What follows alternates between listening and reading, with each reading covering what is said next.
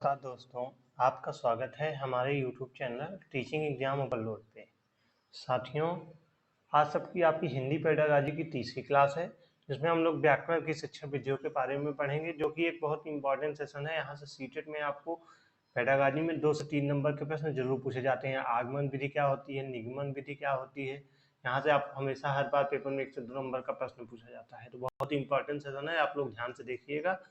तो चलिए फिर हम लोग सेशन को स्टार्ट करते हैं। सेशन को स्टार्ट करने के पहले एक छोटी सी रिक्वेस्ट है, चैनल को लाइक कीजिए, सब्सक्राइब कीजिए, ज़्यादा से ज़्यादा शेयर कीजिए। चलिए फिर व्याकरण की शिक्षा विधियों में सबसे पहली विधि है आगमन विधि। तो आगमन विधि क्या होती है? तो इस विधि में अनुभव, उदाहरण तथा प्रयोगों का प्रत्यक्ष अध्ययन करके नियम बनाए जाते हैं। या शिक्षा पद्धति जो होती है छात्र केंद्रित पद्धति होती है, जो छात्रों को कर कर सीखने पर जोर देती है।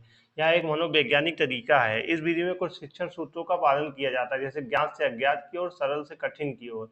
व्याकरण की जो शिक्षा विधियां होती हैं, इसमें आगमन विधि होती है। आगमन विधि होती है, इस विधि में अनुभव, उदाहरण, प्रयोगों का प्रत्यक्ष अध्ययन करके नियम बनाए जाते हैं। शिक्षण पद्धति छात्र केंद्रित पद्धति होती है, जो छात्रों को कर कर सीखने पर जोर देती है। यह एक मनोवैज्ञानिक तरीका होता है। इस विधि में कुछ शिक्षण सूत्रों का पालन किया जाता है, जैसे ज्ञात से अज्ञात की ओर, सरल से कठिन की ओर, मूल से अमूल की ओर, स्थूल से सूक्ष्म की ओर, सामान्य से विशिष्ट की ओर। जो चीज बच्चों को ज्ञात होगी तो ज्ञात से सारे अज्ञात की ओर जाएंगे। पहले बच्चों को सरल चीजों के माध्यम से कठिन शब्दों का ज्ञान कराया जाता है, तो सरल से कठिन की ओर। मूर्त से अमूर्त की ओर, यानी बच्चों को जो चीजें पता होती हैं उससे शुरुआत करके जो चीजें नहीं पता होगी वहां तक जाएंगे, तो मूर्त से अमूर्त की ओर। स्थूल से सूक्ष्म की ओर, सामान्य से विशिष्ट की ओर। चलिए अगली विधि है निगमन विधि। तो इस पद्धति में विद्यार्थियों को पहले नियमों का ज्ञान दिया जाता है, फिर उन नियमों को एक उदाहरण देकर समझाया जाता है। इस पद्धति को शिक्षक केंद्रित विधि कहा जाता है, जिसमें शिक्षक सभी नियमों को पढ़ाता है। इस विधि में कुछ शिक्षण सूत्रों का पालन किया जाता है, जैसे अज्ञात से अज्ञात की ओर, अज्ञात से ज्ञात की ओर, अमूर्त से मूर्त की ओर, सूक्ष्म से स्थूल की ओर और नियम से उदाहरण की ओर। ठीक। तो निगमन विधि जो होती है, इस पद्धति में विद्यार्थियों को पहले नियमों का ज्ञान दिया जाता है, फिर उन नियमों को एक उदाहरण देकर समझाया जाता है। इस पद्धति को शिक्षक केंद्रित विधि कहा जाता है, जिसमें शिक्षक सभी नियमों को पढ़ाता है। इस विधि में कुछ शिक्षण सूत्रों का पालन भी किया जाता है, जैसे अज्ञात से ज्ञात की ओर पहले बच्चों को नियम बताएंगे, नियम के बाद फिर उदाहरण के माध्यम से उनको समझाएंगे। अमूर्त, पहले बच्चों को अमूर्त चीजें बताएंगे, फिर अमूर्त से उसको मूर्त की ओर ले जाएंगे। सूक्ष्म से स्थूल की ओर और नियम से उदाहरण की ओर, यानी नियम पहले बता के फिर उदाहरण दिए जाते हैं। इसको हम लोग निगमन विधि कहते हैं। ठीक। चलिए आगे बढ़ते हैं। अगली विधि है अनुकरण विधि। तो इस विधि में बाल अनुकरण करके सीखता है। जो इस विधि में जो बालक होता है वह अनुकरण करके यानी नकल करके सीखता है, इसलिए इस विधि को अनुकरण विधि कहा जाता है। इस विधि में बालक अपने शिक्षक का अनुकरण नकल करके लिखना, पढ़ना, नवीन रचना करना सीखता है। इस विधि के अंतर्गत बालक जो होते हैं और शिक्षक के उच्चारण, वाचन करना सीखते हैं। पहले शिक्षक बोलता है, फिर बच्चे उसका अनुसरण करते हैं। तो अनुकरण विधि जो होती है, इस विधि में बालक जो होते हैं वह अनुकरण करके सीखते हैं। इस विधि को अनुकरण विधि कहा जाता है। इस विधि में बालक अपने शिक्षक का अनुकरण नकल करके लिखना, पढ़ना, नवीन रचना करना सीखता है। इस विधि के अंतर्गत बालक जो होते हैं वो शिक्षक के उच्चारण, वाचन करना सीखते हैं। पहले शिक्षक बोलता है, फिर बच्चे उसका अनुसरण करके खुद बोलते हैं, यानी नकल करके बोलते हैं। अगली विधि है व्याख्यान विधि। तो व्याख्यान विधि जो होती है, इसमें किसी तत्व विषय की व्याख्या की जाती है। व्याख्यान विधि को शिक्षक की सबसे प्राचीन विधि माना जाता है। इस विधि में शिक्षक की भूमिका प्रमुख होती है, इसलिए इसे शिक्षक केंद्रित शिक्षा विधि मानी जाती है। तो व्याख्यान विधि जो होती है, व्याख्यान विधि में किसी तत्व विषय की व्याख्या की जाती है। व्याख्यान विधि को शिक्षक की सबसे प्राचीन विधि भी माना गया है। इस विधि में शिक्षक की भूमिका प्रमुख होती है, जिसे शिक्षक केंद्रित शिक्षा विधि मानी जाती है। भाषा ससर्ग विधि होती है। तो यह एक व्याकरण शिक्षक की विधि मानी गई है। इस विधि में रचनाओं के माध्यम से व्याकरण का ज्ञान दिया जाता है। प्राथमिक कक्षाओं होती है, विधि काम में ली जाती है। इस विधि के द्वारा छात्रों को अच्छे लेखन की पुस्तकों के माध्यम से व्याकरण का ज्ञान दिया जाता है। तो यह जो विधि होती है, यह एक व्याकरण शिक्षक की विधि मानी गई है। इस विधि में रचनाओं में व्याकरण का ज्ञान दिया जाता है। प्राथमिक कक्षाओं होती है या विधि काम में ली जाती है। इस विधि के द्वारा छात्रों को अच्छे लेखन की पुस्तकों के माध्यम से व्याकरण का ज्ञान दिया जाता है। चलिए आगे। कक्षा में बहुभाषिकता के एक संसाधन के रूप में, तो बहुभाषिक कक्षा विद्यार्थियों के शब्द भंडार की वृद्धि करती है। बच्चे अपने विचारों को अपनी मातृभाषा में सहज रूप से व्यक्त करते हैं, जिससे उनके मौखिक कौशल का विकास होता है। तो बहुभाषिकता का गुण जो होता है बच्चों में रचनात्मकता का विकास करने में सहायक होता है। तो कक्षा में जो बहुभाषिकता के एक संसाधन के रूप में जो इसका प्रमुख कार्य होते हैं, बहुभाषिक कक्षा विद्यार्थियों के शब्द भंडार में वृद्धि करती है। बच्चे अपने विचारों को अपनी मातृभाषा के सहज रूप में व्यक्त कर देते हैं, जिससे उनके मौखिक कौशल का विकास होता है। बहुभाषिकता का गुण बच्चों में रचनात्मकता का विकास करने में सहायक होता है। कक्षा में विभिन्न भाषाओं का प्रयोग करना सांस्कृतिक आदान प्रदान करने का भी माध्यम है। भिन्न भिन्न भाषाओं में प्रयोग करने से सभी छात्र एक दूसरे से भाषा समझने का अवसर मिलता है तथा अपनी मातृभाषा का सम्मान करने के साथ ही दूसरों की भाषाओं और संस्कृतियों का सम्मान करना सीखते हैं। तो कक्षा में जो विभिन्न भाषाओं का प्रयोग करना, जैसे कि सांस्कृतिक आदान प्रदान का भी माध्यम है।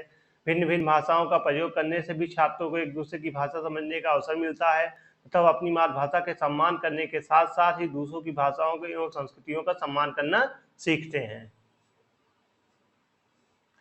बहुभाषिक क्षमता, संज्ञानात्मक वृद्धि, सामाजिक सहिष्णुता, विस्तृत चिंतन, बौद्धिक उपलब्धियों के स्तर को बढ़ाती है। इसलिए भाषाओं को विद्यालय में एक संसाधन के रूप में प्रयोग किया जाता है। तो बहुभाषिक क्षमता जो होती है वह संज्ञानात्मक वृद्धि, सामाजिक सहिष्णुता, विस्तृत चिंतन और बौद्धिक उपलब्धियों के स्तर को बढ़ाती है। इसलिए भाषाओं को विद्यालयों के एक संसाधन के रूप में प्रयोग किया जाता है। अलग अलग भाषिक पृष्ठभूमियों से होने के कारण बच्चों के शब्दों व उनके उच्चारण में भिन्नता पाई जाती है। इसलिए भाषिक पृष्ठभूमि के आधार पर किसी को पीछे नहीं छोड़ा जाता। बच्चों की भाषा विविधता को एक संसाधन के रूप में प्रयोग किया जाता है या किया जा सकता है। तो अलग अलग भाषिक पृष्ठभूमियों के होने के कारण बच्चों के जो शब्दों को उनके उच्चारण में भिन्नता पाई जाती है। कोई बच्चा दूसरे तरह से बोलता है, कोई दूसरा शब्द भिन्न भिन्न भाषाओं की बोलते हैं। तो इसे भाषिक पृष्ठभूमि के आधार पर किसी को पीछे नहीं छोड़ा जाता। बच्चों की भाषा विविधता को एक संसाधन के रूप में प्रयोग किया जा सकता है। इस बात के प्रमाण भी मिले हैं कि द्विभाषी बच्चों की वैचारिक क्षमता अन्य बच्चों की तुलना में अच्छी होती है। तो इस बात के भी प्रमाण मिले हैं कि द्विभाषी बच्चों की जो वैचारिक क्षमता होती है वह अन्य बच्चों की तुलना में अच्छी होती है। कक्षा में बहुभाषिकता एक चुनौती के रूप में, तो बच्चों पर क्षेत्रीय भाषाओं का प्रभाव। भारत एक बहुभाषी देश है। विभिन्न क्षेत्रों में अपनी भाषा होती है। क्षेत्रीय भाषाओं का छात्रों पर प्रभाव पड़ता है, तो शिक्षा प्रक्रिया एक चुनौती होती है। तो बच्चों पर जो क्षेत्रीय भाषाओं का प्रभाव होता है उसका बहुत ही बड़ा असर देखने को मिलता है, क्योंकि भारत एक बहुभाषी देश माना गया है। विभिन्न क्षेत्रों में अपनी भाषा होती है और क्षेत्रीय भाषाओं का छात्रों पर प्रभाव पड़ता है और शिक्षण प्रक्रिया एक चुनौती होती है। छात्रों में भाषाई कौशल विकसित करने की चुनौती, तो छात्रों में जो भाषाई कौशल होती है उसको विकसित करने की कौन कौन सी चुनौतियां हो सकती हैं। तो भाषाई विविधता के कारण छात्रों को भाषा कौशल के विकास में चुनौतियों का सामना करना पड़ सकता है, क्योंकि क्षेत्रीय भाषा के प्रभाव का भाषाई कौशल पर भी प्रभाव पड़ सकता है। तो भाषाई विविधता के कारण छात्रों को भाषा कौशल के विकास में चुनौतियों का सामना करना पड़ सकता है, क्योंकि क्षेत्रीय भाषा के प्रभाव का भाषाई कौशल पर भी प्रभाव पड़ सकता है। शिक्षक के लिए बहुभाषा की चुनौती, यदि किसी शिक्षक को अपने क्षेत्र में दूर किसी अन्य क्षेत्र में पढ़ाने के लिए कहा जाता है जहां वह शिक्षक वह भाषा नहीं जानता है, तो उस क्षेत्र में बोली जाती हो, तो वहां शिक्षक द्वारा बच्चों को पढ़ाना एक चुनौती होगी। तो शिक्षक के लिए बहुभाषा की भी चुनौती होती है। मान लीजिए आप एक टीचर हैं, आपको अपने गांव छोड़कर किसी दूसरे जिले में जाके पढ़ाना पड़े जहाँ की भाषा आपके भाषा से बिल्कुल अलग हो, तो आपको पढ़ाने में कई कठिनाइयां आएगी। बच्चों को पढ़ाने में, समझाने में काफ़ी दिक्कत होगी ना। तो इसी में बहुभाषा की चुनौती शिक्षक के लिए होती है, क्योंकि यदि किसी के शिक्षक को अपने क्षेत्र से दूर किसी अन्य क्षेत्र में जाना पड़ेगा पढ़ाने के लिए, तो वहाँ शिक्षक वह भाषा नहीं जानता हो, क्षेत्र में जो बोली जाती हो, तो वहाँ शिक्षक द्वारा बच्चों को पढ़ाना एक चुनौती तो होगी। भाषा के प्रति बच्चों की रुचि और योग्यता का अभाव, अगर भाषा के प्रति बच्चों की रुचि और योग्यता का अभाव होगा तभी बच्चे अच्छे से भाषा नहीं सीख पाएंगे, क्योंकि भाषा शिक्षण की समस्याओं में से एक समस्या यह भी है कि छात्रों में भाषा के प्रति रुचि और प्रवृत्ति की कमी होती है, जिससे भाषा शिक्षण का कार्य अधिक चुनौतीपूर्ण हो जाता है। तो भाषा शिक्षण की समस्याओं में एक समस्या यह भी है कि छात्रों में भाषा के प्रति रुचि और प्रवृत्ति की कमी होती है, जिससे भाषा शिक्षण का कार्य अधिक चुनौतीपूर्ण हो जाता है।